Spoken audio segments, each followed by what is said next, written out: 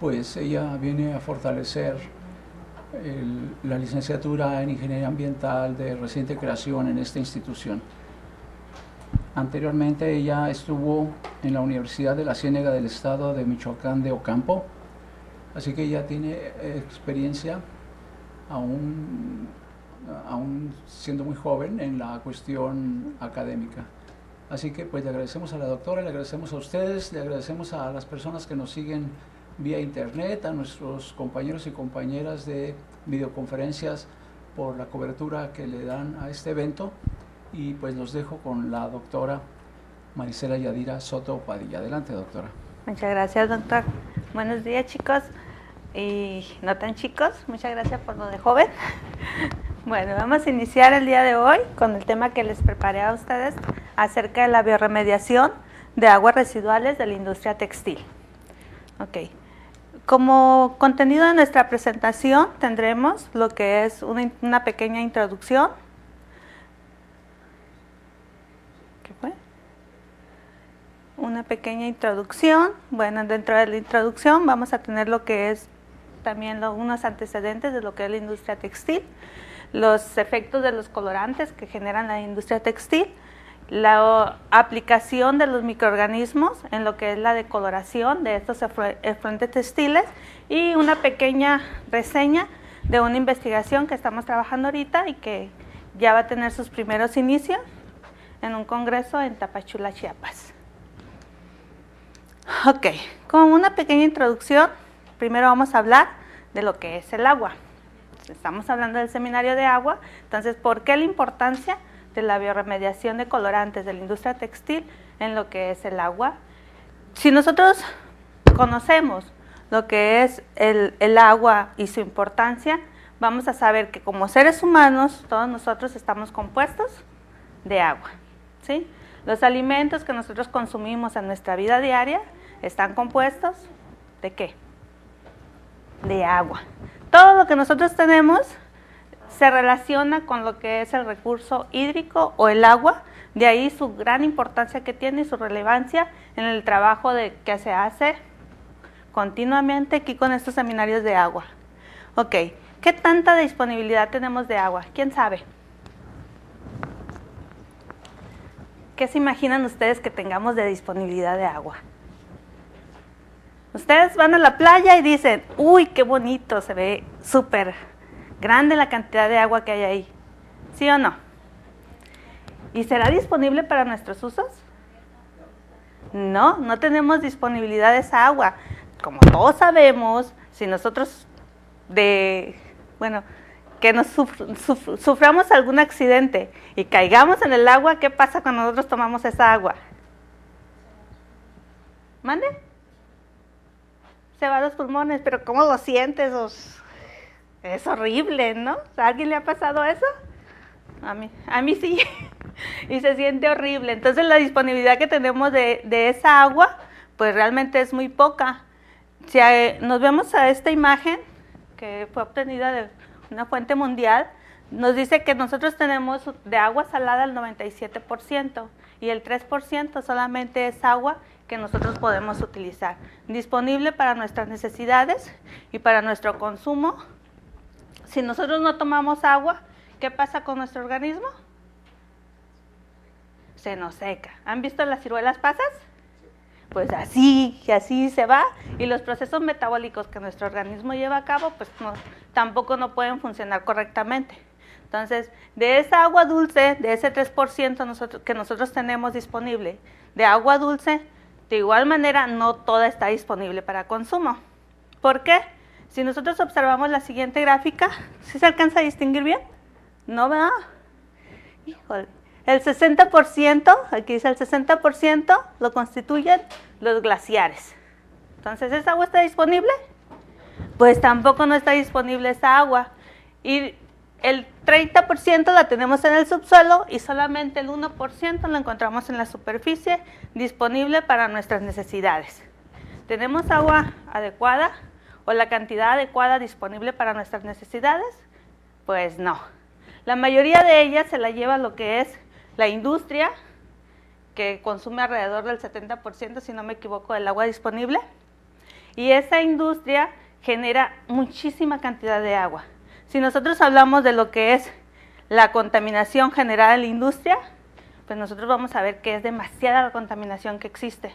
El agua que genera la industria, si nos vamos a la industria textil, que es la que vamos a platicar ahorita, esa agua tiene aproximadamente el 70% de contaminantes. ¿Qué sucede con esa agua? Pues, si observamos aquí, ¿qué visualizan? Una coloración súper alta, ¿no? ¿Cómo creen que sean los sistemas vivientes a donde son descargadas esas aguas residuales de las industrias contaminadas, que están llevando a cabo esa contaminación? Si esa agua llega a un río o un lago, ¿qué va a pasar con los organismos vivos, con los peces que nosotros tenemos ahí? ¿Van a sobrevivir? No van a sobrevivir, van a morir.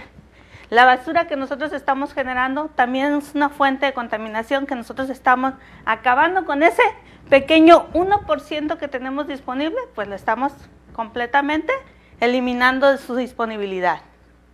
Ok, nos vamos a lo que es la industria textil como antecedentes. ¿Quién cree o quién sabe cuándo se originó lo que fue la industria textil? ¿Ninguno? ¿Tendrá poquito? ¿Tendrá mucho? ¿Cómo que tanto? Desde Adán y Eva andaban desnudos. Entonces ahí no teníamos industria textil todavía. Ok, pero no teníamos los procesos sintéticos de lo que es la industria textil. ¿Cuándo ustedes creen que se originó esto? ¿O qué vestigios tenemos nosotros del origen de la industria textil? ¿No? Los egipcios, exactamente. A partir de los egipcios se dice, o se tienen los primeros vestigios de lo que fue la industria textil. Si han visto lo que son las momias, que se encuentran bien arregladitas, bien, se encuentran bordados y demás, pues desde los egipcios se dice que se inició lo que es la industria textil y desde entonces se ha generado una importancia económica a partir de ellos. En el 2000, menciona un libro por ahí, que en el 2000 en Estados Unidos tomó un auge muy alto, que decía que uno de cada 11 empleos era relacionado con la industria textil. En México, en la actualidad, pues sí tenemos un porcentaje, contribuyen un 5% a lo que es el Producto Interno Bruto, la manufacturera, y tenemos de ese 5%, nosotros tenemos un 11% en lo que es el empleo en la industria textil. De hecho, habla de lo que es la industria textil en la industria manufacturera, ¿no? Entonces, es un importante ingreso económico que nosotros tenemos. Ok, la contaminación de la industria textil. Si nosotros nos vamos a un proceso de la industria textil, vamos a tener diferentes etapas dentro de este proceso. Vamos a tener lo que es el teñido, vamos a tener lo que es el deslavado, vamos a tener diferentes etapas dentro de estos procesos. Cada uno de ellos, o más bien la industria textil se caracteriza por los procesos que incluye dentro de su procesamiento, son de origen húmedo. Entonces la cantidad de agua que ellos utilizan es bastante, ¿no? Y como mencionaba anteriormente, aproximadamente un 70%, y de ese 70%, el 90-95% es desechado como contaminante. Y esos contaminantes originan diferente contaminación a nivel de agua, suelo y aire. A nivel de agua se da lo que son las emisiones de CO2, nitritos, nitratos, sulfatos, diferentes componentes que son emitidos a la atmósfera en el proceso de la industria textil.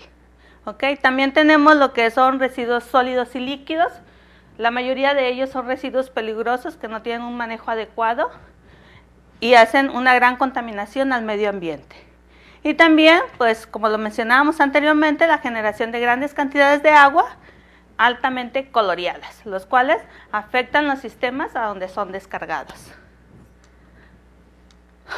Ok, Entonces, la contaminación del agua textil, nos vamos a ir a la parte esta de la contaminación, la cual va a depender de las sustancias químicas que se van a usar durante todo el proceso y los colorantes que se usen durante el proceso. Existe una gran diversidad de los colorantes que se pueden utilizar en cada proceso de la industria textil.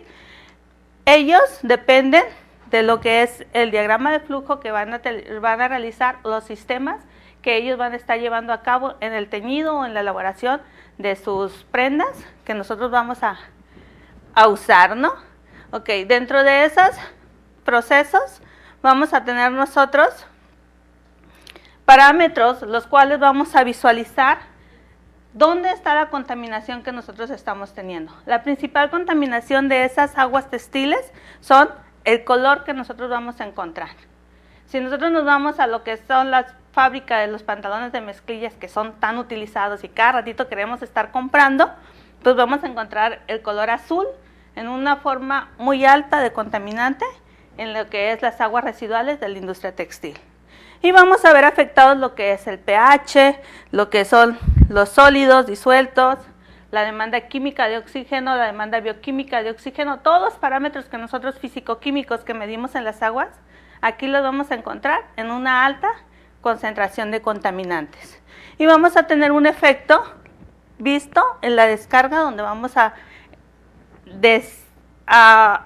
eliminar esa agua residual que nosotros estamos trabajando en nuestra industria textil. Ok, ¿y cómo afectan los contaminantes? Si nos vamos a lo que es el medio ambiente, vamos a ver la alteración de lo que son los sistemas acuáticos donde vamos a realizar las descargas. Y si nos vamos a la salud, ¿cómo afectan esos contaminantes o esos colorantes en la salud? ¿Alguien sabe? ¿No? La mayoría de las veces, cuando no es una exposición muy prolongada, lo que sucede es que se dan pequeñas alergias. Aquí son muy comunes las alergias, ¿no?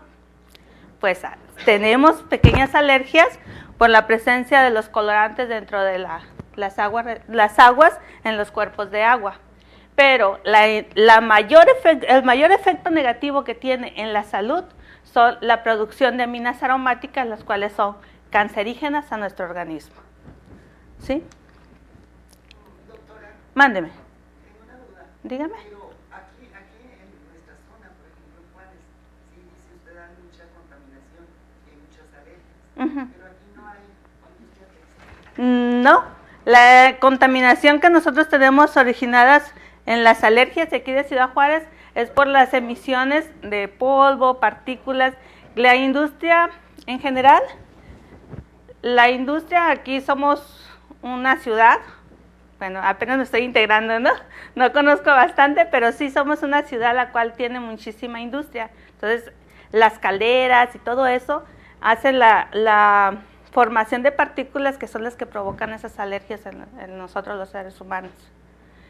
Y de hecho aquí en Ciudad Juárez sí ya, bueno, no tengo contacto directo, pero indirectamente sí, con una encargada de medio ambiente de una planta, de lo que es una planta textil, que están teniendo problemas en la Junta de Sanidad de Agua por las descargas que están ocasionando ellos demasiado contaminadas. Doctora, ¿sabes si en esa planta que menciona tienen condiciones particulares de descarga? No les sabría decir porque fue un contacto indirecto que apenas estamos buscando ya relacionarnos con ellos, con estas personas para ver cómo podemos apoyarlos nosotros en lo que es el tratamiento de sus aguas residuales. Ok, nada más el comentario. Ok, gracias. El comentario era nada más en relación a esta industria textil que realmente en nuestra ciudad existen así contadas quizás muy pocas, y es que no es la única tal vez, ¿verdad? Pero es muy interesante por el hecho de que lo que usted menciona, el aspecto de la salud, ¿sí? Hoy día desde la Constitución, ahora con los cambios recientes, han estado poniendo mucho énfasis en el aspecto salud, ¿verdad? Entonces sí. Es interesante lo que menciona, porque no nada más en la industria textil, sino en el resto de las industrias con las que contamos aquí en la ciudad. Sí, de hecho sí. La mayoría de las industrias que nosotros tenemos generan cierta contaminación que nos está afectando directamente en la salud de los seres humanos, de la población. Gracias. Nada. Ok.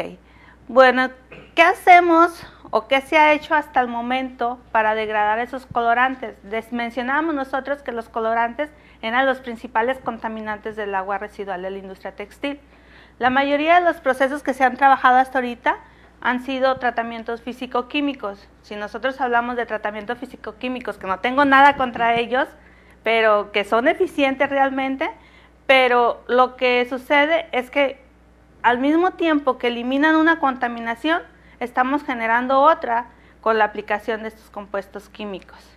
Entonces, lo que se ha estado estudiando, que yo empecé a estudiar, podríamos decir, a partir del 2003, son las aplicaciones de sistemas biotecnológicos en la remediación de esas aguas residuales. ¿Okay?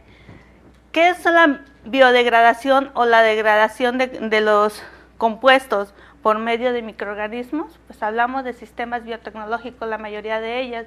Si hablamos de biotecnología, es la aplicación de los microorganismos en los diferentes procesos que nosotros los vamos a utilizar. Estos microorganismos, dentro de ellos, de estos microorganismos, nosotros encontramos diferentes tipos. ¿Quién me dice cuáles son los más comunes? Las bacterias son las más comunes. ¿Han visto el anuncio del... ¿Cuál es el jabón? ¿Que aparece en los microorganismos? ¿Cuál? El escudo, que nosotros nos lavamos las manos, se supone que nos elimina el 90% de los microorganismos. ¿Sí o no? Según el anuncio, ¿no? Según el anuncio.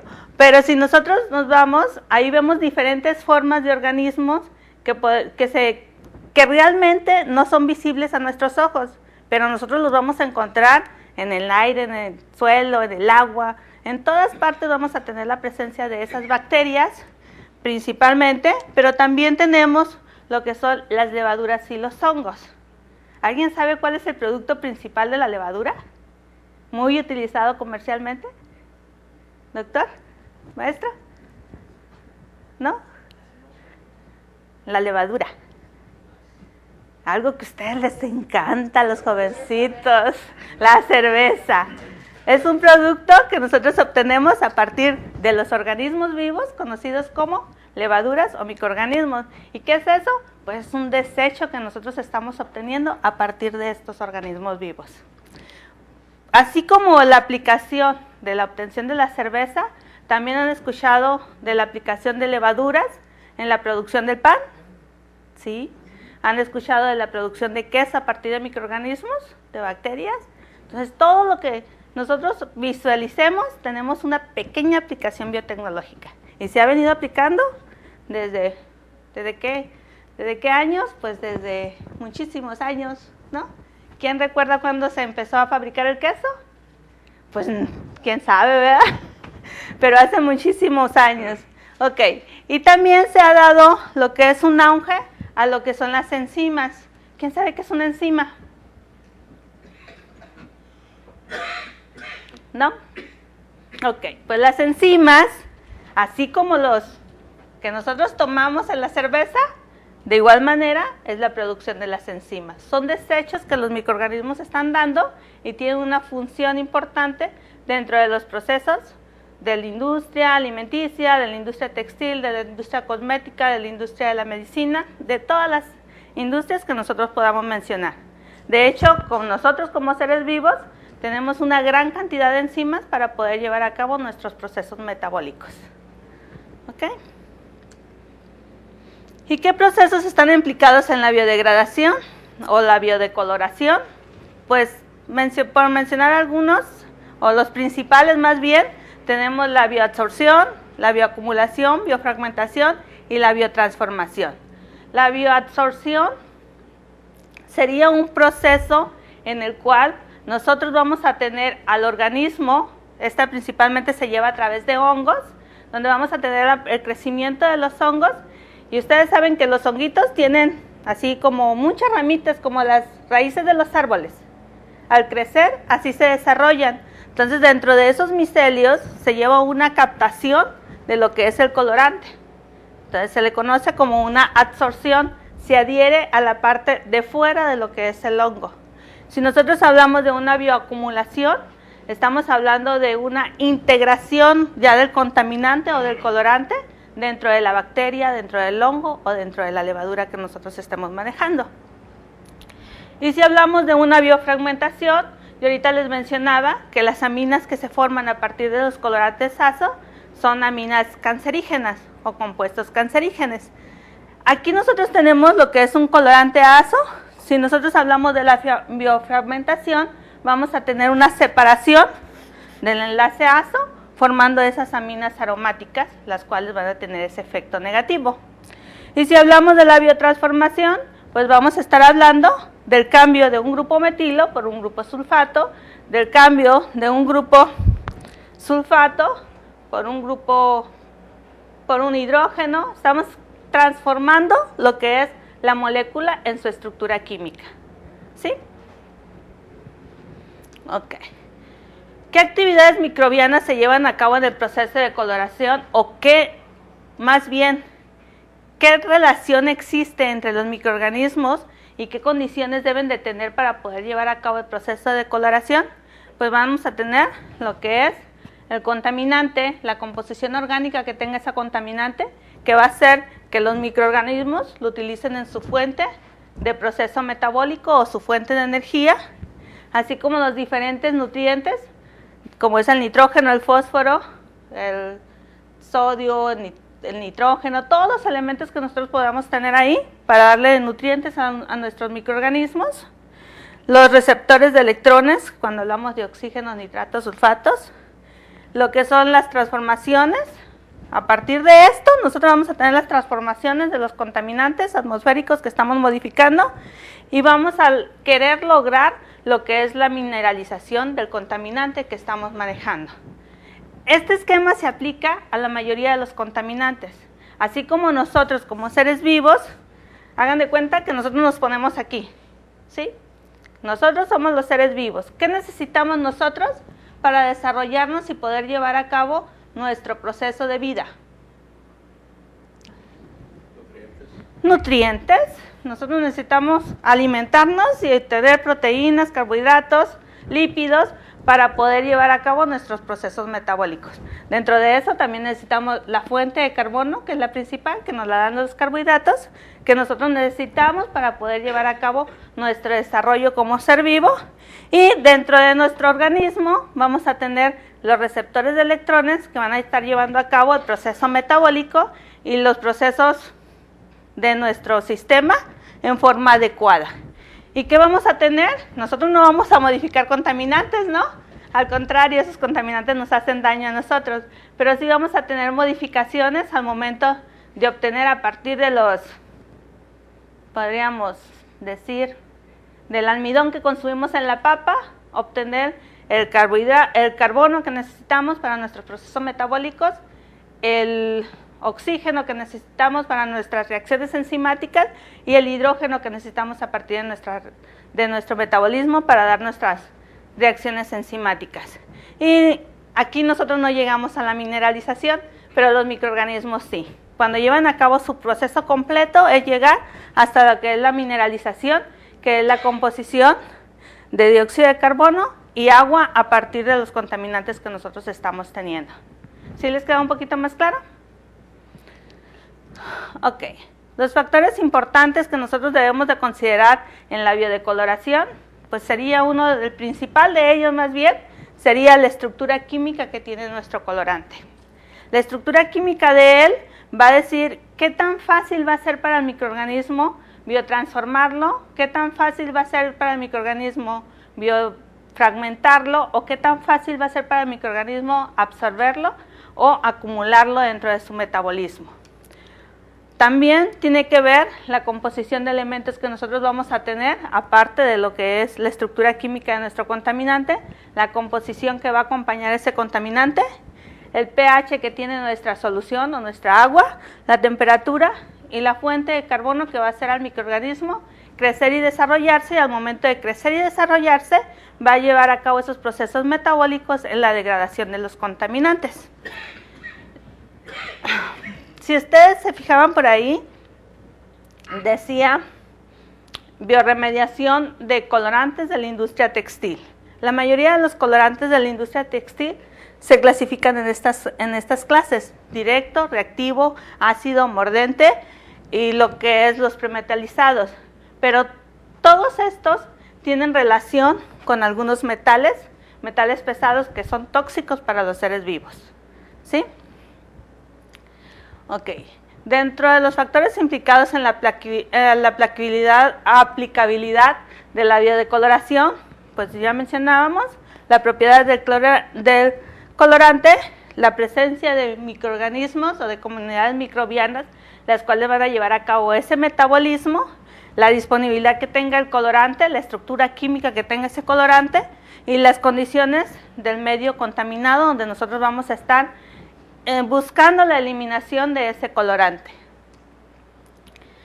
En esta tabla les muestro algunos análisis que se han dado o unas investigaciones donde se han reportado específicamente ciertas bacterias y hongos en la degradación de colorantes por medio de absorción o degradación, utilización de enzimas que van a llevar a cabo la oxidación o reducción del colorante, o sea, la transformación del compuesto químico que nosotros vamos a tener. De igual manera, se menciona que nosotros podemos tener microorganismos aerobios y microorganismos aerobios, o tratamientos anaerobios, los cuales radica su diferencia en la presencia de oxígeno, como todos lo sabemos, ¿no? Al inicio, cuando se iniciaron estas investigaciones en lo que es la degradación de colorantes de la industria textil, se relacionó mucho con lo que es la reducción anaerobia. Se buscaban más los procesos anaerobios usando reactores UACB y demás. Mencionaban en aquel entonces que las bacterias aerobias no tenían la capacidad de degradar, llevar a cabo una degradación de lo que son los colorantes. En la actualidad se ha dado mucho auge a lo que son los microorganismos extremófilos. ¿A qué les suena eso de extremófilos? Que le gustan los ambientes extremos. En los años 2003, 2004, la bibliografía reportaba que solamente el 1% de la presencia de microorganismos a nivel mundial, nivel suelo, agua o aire, eran los que estaban aislados. O sea que había mucho material donde nosotros podíamos llevar a cabo aislamiento microbiano. Hablábamos de un 99% que estaba disponible para investigación.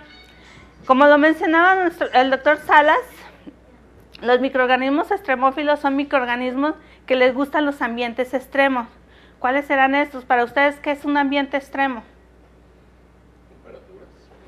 Temperaturas altas, podríamos decir, o temperaturas demasiado bajas, como los glaciares, podríamos decir. ¿Qué más? Ausencias de oxígeno, por ejemplo. Ausencias de oxígeno, exactamente. Lo que es el pH ácido, pH alcalino, lo que es la concentración de sal. Si vamos al mar, ¿qué esperamos? Tenemos aproximadamente de un 3.5 a un 4% de concentración de sales en lo que es el mar. Ahí, en aquellos años, se decía que no existía vida. ¿Por qué? Porque las sales no permitían el metabolismo de los organismos, según esto. En la actualidad se ha dado mucho auge a lo que son los microorganismos extremófilos. Se está trabajando con microorganismos de temperaturas extremas, se está trabajando con microorganismos que resisten altas concentraciones de pH o altos pH o bajos pH, microorganismos que se encuentran en presencia de metales pesados, que los metales pesados, como sabemos, son tóxicos para los seres vivos, pero hay algunos microorganismos que resisten esas condiciones.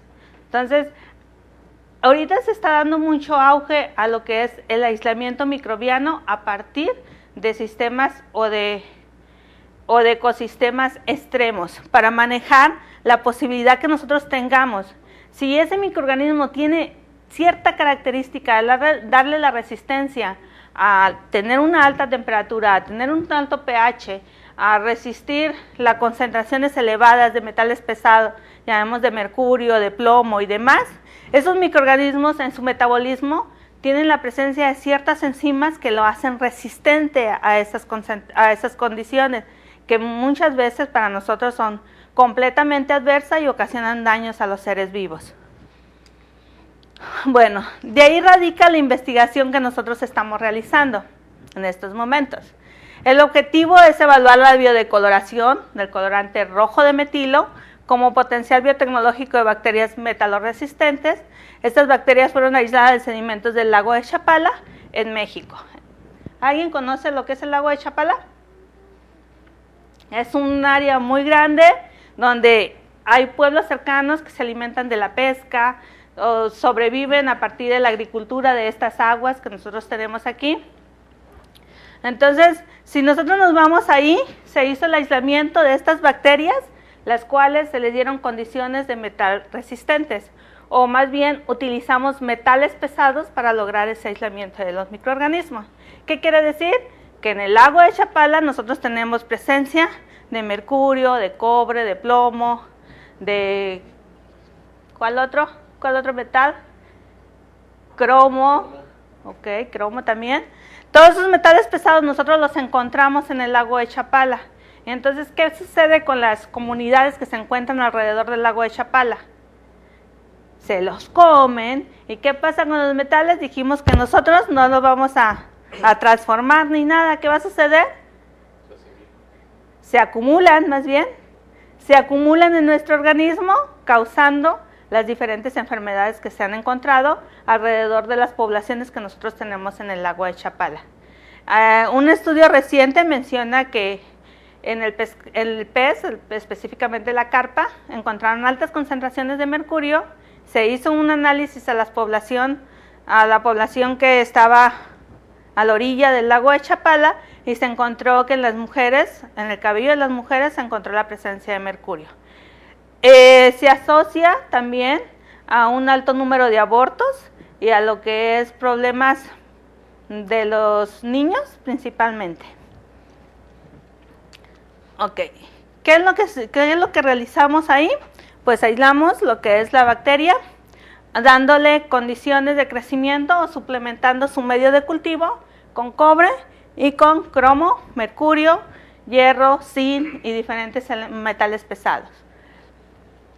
Y lo que nosotros estamos evaluando en esta investigación es la estructura química del rojo de metilo, que es nuestro colorante, al cual vamos a ver la degradación que existe en él por medio de estas bacterias. ¿Por qué?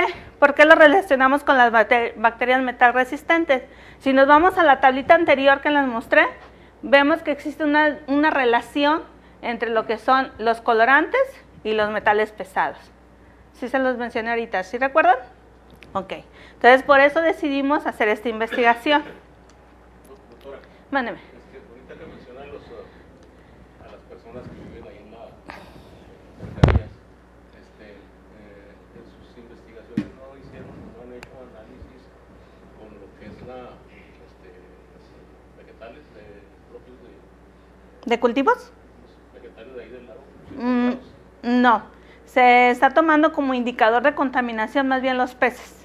No se ha aplicado. De hecho, cuando estábamos en la Universidad de Michoacán, se acercó una doctora que quería que le ayudáramos a hacer una investigación referente a la aplicación en los cultivos.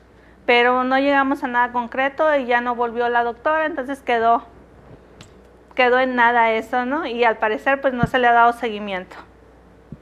Gracias. Por nada. Ok.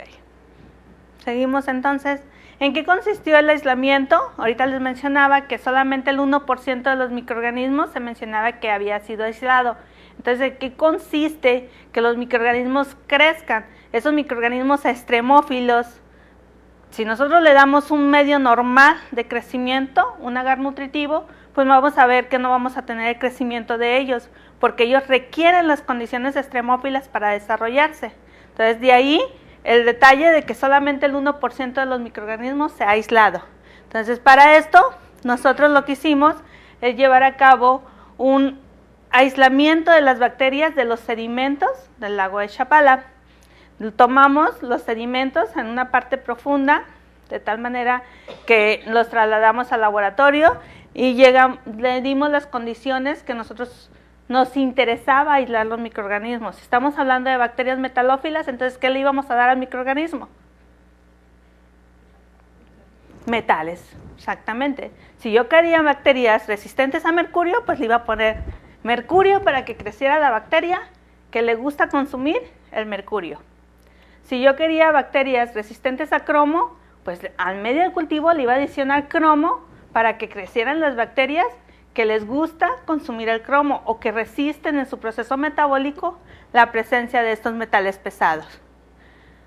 Posteriormente le dimos una incubación.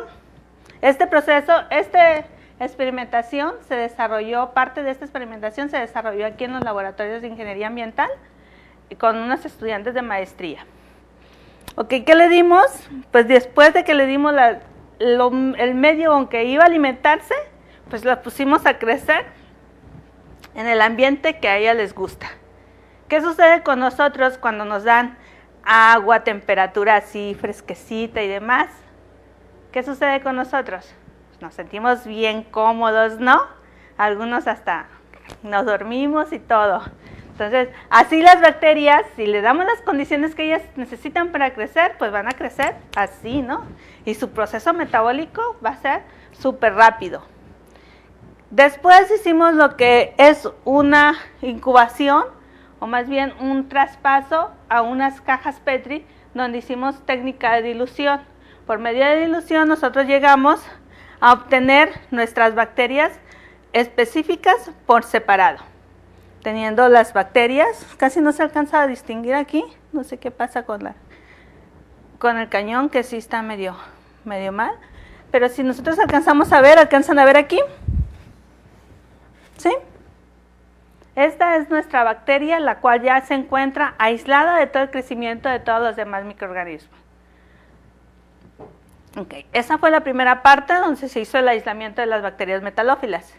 La segunda parte del ensayo, que ya fue llevado a cabo aquí, de estas bacterias que nosotros teníamos, lo que hicimos fue darles el medio que nosotros estábamos buscando, llevar a cabo la decoloración de este rojo de metilo para ver qué tanto efecto tenía este microorganismo en este rojo metilo. Primero hicimos un ensayo de capacidad de redecoloración del rojo de metilo, para lo cual nosotros usamos estas cajas a diferentes concentraciones por millón de lo que era el colorante rojo de metilo.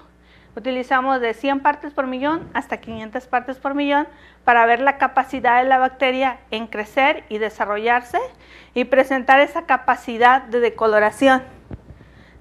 ¿Sí le alcanzan a observar la decoloración? ¿Sí o no? ¿Más o menos? ¿Cuál vendría siendo? ¿Cuál tiene mayor capacidad de coloración? Aquí tenemos dos bacterias. ¿Cuál tiene mayor capacidad? ¿La de arriba o la de abajo? ¿Seguros que la de abajo? si no es buena chana, ¿no? Ok, es la de arriba. Si ustedes visualizan, esta parte ya no tiene colorante. Toda esta parte se encuentra libre del colorante. ¿Qué quiere decir? Que la bacteria que se desarrolló aquí utilizó ese colorante en su proceso metabólico de tal manera que nosotros ya no tenemos la presencia del colorante. Comparada con esto, aquí nosotros visualizamos todo lleno de colorante, excepción esta manchita que tenemos aquí, que fue donde creció la bacteria y asimiló el colorante. Entonces, de esa manera hicimos un bioensayo para ver la capacidad que tenían las bacterias aisladas del lago de Chapala, específicamente bacterias resistentes a mercurio y bacterias resistentes a cromo. A cobre. Las de cromo me faltan todavía. Ok. Para la decoloración se hicieron bioensayos. Estos bioensayos, ya con la bacteria crecida en un medio líquido, se le adicionó a lo que son los matraces con una concentración óptima de 55 partes por millón según bibliografía, para poder nosotros llevar a cabo la degradación del colorante. Realizamos una incubación a 37 grados centígrados a 200 revoluciones por minuto. ¿Quién me dice qué tratamiento es en base a esto? Decíamos que teníamos bacterias aerobias y bacterias anaerobias, donde se mencionaba anteriormente que las bacterias aerobias no eran capaces de degradar los colorantes tipo azo. Entonces, ¿qué tipo de proceso tenemos? ¿Aerobio o anaerobio? Pues los gatos, gatas. Sí. Sí. ¿Qué son? ¿Anaerobias? ¿Qué es esto? ¿Qué sucede cuando nosotros agitamos?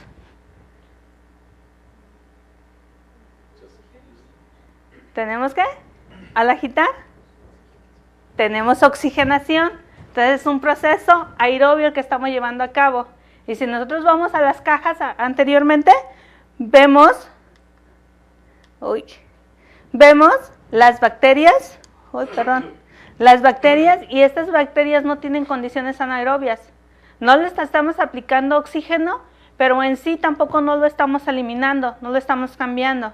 Entonces es una bacteria aerobia la que está llevando esa degradación del colorante que nosotros tenemos ahí.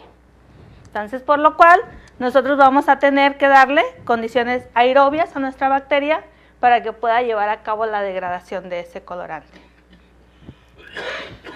Ok, para esto nosotros tuvimos que estar tomando muestreos. Los muestreos fueron al inicio, cada media hora, después de las 3 primeras horas fueron cada hora, y después de las 6 horas fueron cada 2 horas, y después de las 12 horas fueron cada 3 horas. Es una cinética que nosotros tenemos que realizar. Para esto, al realizarse los muestreos cada media hora, cada 2 horas, cada 3 horas, hasta llegar hasta cada 24 horas, nosotros lo que estamos tomando es la muestra de nuestros matraces que tenemos incubados con la bacteria para ver qué tanto está creciendo la bacteria, pero también a la vez viendo cómo va bajando la concentración del colorante que yo tengo. ¿Sí? Para esto nosotros, para los ensayos de decoloración, utilizamos lo que es una centrífuga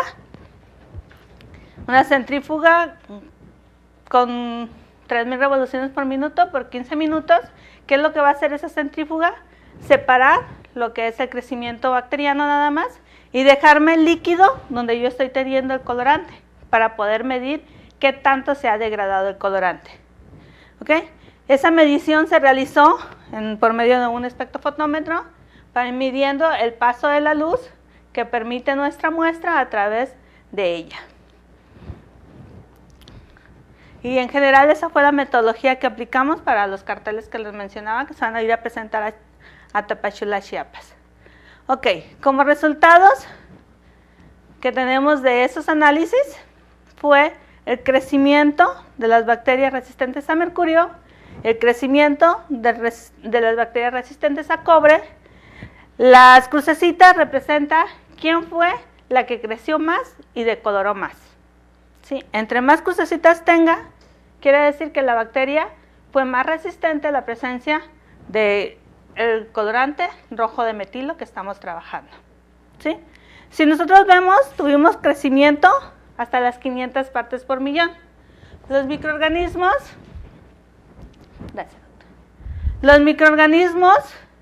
la mayoría de ellos tienen su crecimiento aproximadamente a 200, 300 partes por millón, coincidiendo con lo reportado en bibliografía. ¿Qué más tuvimos a partir de eso? Ok, realizamos nosotros una cinética de degradación del colorante. Si nosotros nos vamos a esta grafiquita que nosotros tenemos aquí, es el 100% de nuestro colorante que tenemos presente. Es la curva de absorción en un rango de longitud de onda de 300 a 600 nanómetros. ¿Qué obtenemos con esto? La longitud de onda a la cual mi colorante va a absorber la mayor cantidad de luz o va a permitir el paso de mayor cantidad de luz a través del espectrofotómetro. ¿Ok? Esta fue al tiempo cero, o sea, solamente rojo de metilo. Aquí no teníamos bacteria todavía, solamente teníamos el colorante. En la siguiente tenemos el transcurrido el tiempo que nosotros estamos manejando. Exactamente no se alcanza a visualizar ahí, pero creo que eran a las primeras 3 horas donde nosotros observamos el lapso más amplio de degradación de colorante en cuanto al intervalo de tiempo que estábamos manejando.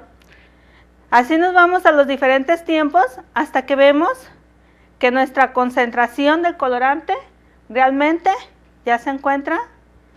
Bueno, no llegamos al 100% de la decoloración, eso sí les digo. No llegamos al 100% de la decoloración, pero sí alcanzamos un amplio porcentaje de decoloración de las aguas residuales, o más bien de las aguas que nosotros estamos manejando. No son aguas residuales, sino son aguas con presencia del rojo de metilo, que es el colorante que nosotros estamos evaluando. Los siguientes resultados que tenemos, de igual manera, nos dicen el porcentaje de coloración que nosotros tenemos.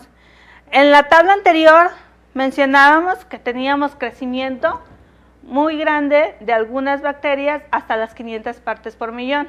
Entonces lo que hicimos fue seleccionar 2 bacterias de las resistentes a mercurio que presentaron mayor crecimiento y mayor decoloración para hacer esta cinética de decoloración en medio líquido. Si observamos, tenemos aproximadamente un 75% de decoloración de las aguas residuales, o más bien de las aguas que estamos manejando. Si nosotros traspasamos nuestros resultados a lo que es una industria textil, sería benéfico el aplicar estas bacterias en la decoloración del agua residual.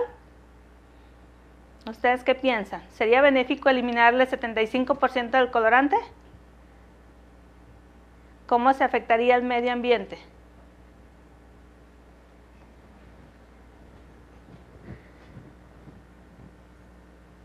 Si nosotros dejamos el 100% de colorante, pues los organismos vivos que se encuentran en las fuentes de descarga, pues no van a sobrevivir, dijimos, ¿no? ¿Por qué? Porque esos contaminantes o esos colorantes que nosotros estamos descargando a estos cuerpos de agua, pues no van a permitir que crezcan las plantas, no van a permitir que los peces se desarrollen, no van a permitir que las cadenas tróficas de los organismos vivos que nosotros tenemos ahí se lleven a cabo. Si nosotros reducimos en un 75%, pues va a ser más fácil que la luz llegue hacia adentro, las plantas se empiecen a desarrollar, empiecen los pececitos a comer las plantas y llevar a cabo la cadena trófica de vida de los cuerpos acuáticos, ¿sí o no? Entonces, ¿sería benéfico? Pues yo pienso que sí. Yo estoy haciendo la investigación, yo digo que sí, ¿no? ¿Ustedes qué piensan?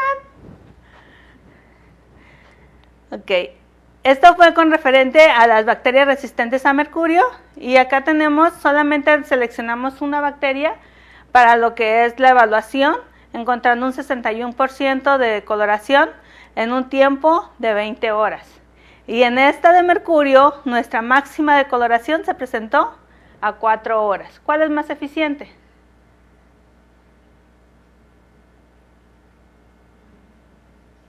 ¿La de mercurio o la de cobre?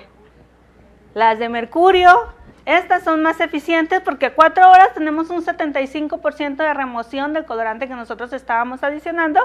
En cambio, las de cobre, necesitamos nosotros 24 horas para poder tener un 61% de remoción. Entonces, la mayor eficiencia la presentaron las bacterias resistentes a mercurio por la capacidad o los procesos metabólicos que esta bacteria lleva a cabo. Ok, en las conclusiones preliminares que nosotros tenemos, pues es que se demostró que las bacterias metal resistentes, mercurio y cobre, tienen la capacidad de ser utilizadas para degradar el colorante rojo de metilo que nosotros estamos utilizando. El rojo de metilo fue colorado por la bacteria A con resistencia a cobre en un 61%, y el rojo de metilo fue colorado por la bacteria C y D con resistencia a mercurio en un 75 y 70% respectivamente. Recalcando que la cepa D lo logró obtener en 4 horas. Estos son los resultados que nosotros vamos a ir a presentar, bueno, las alumnas de maestría van a ir a presentar al Congreso de Tapachula, Chiapas. Comparándolo con investigaciones realizadas, esta bacteria resistente a mercurio tiene un alto porcentaje, tiene mayor porcentaje de remoción que algunos hongos y que algunas bacterias utilizadas también. Bueno, pues si no hay más, Vamos a darle un aplauso a nuestra profesora.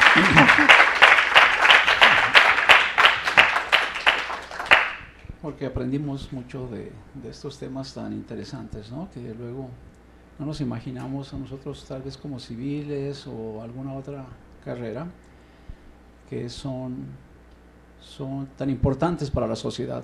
El Instituto de Ingeniería y Tecnología, a través del Departamento de Ingeniería Civil y Ambiental y el Cuerpo Académico de Estudios del Agua, otorga el presente reconocimiento a la doctora Marisela Yadira Soto Padilla por su valiosa participación con la conferencia Bioremediación de Aguas Residuales de la Industria Textil, en el marco de las actividades del Seminario del Agua, semestre agosto-diciembre de 2015, Ciudad Juárez, Chihuahua, 2 de octubre de 2015, y con las firmas del director del instituto, maestro Francisco López Hernández, jefe del departamento, maestro Víctor Hernández Jacobo, y la líder del Cuerpo Académico de Estudios del Agua, maestra Angelina Domínguez Chicas. Okay. Muchísimas gracias, doctora. Gracias. Bueno, pues a todos ustedes gracias y nos vemos en 15 días por aquí.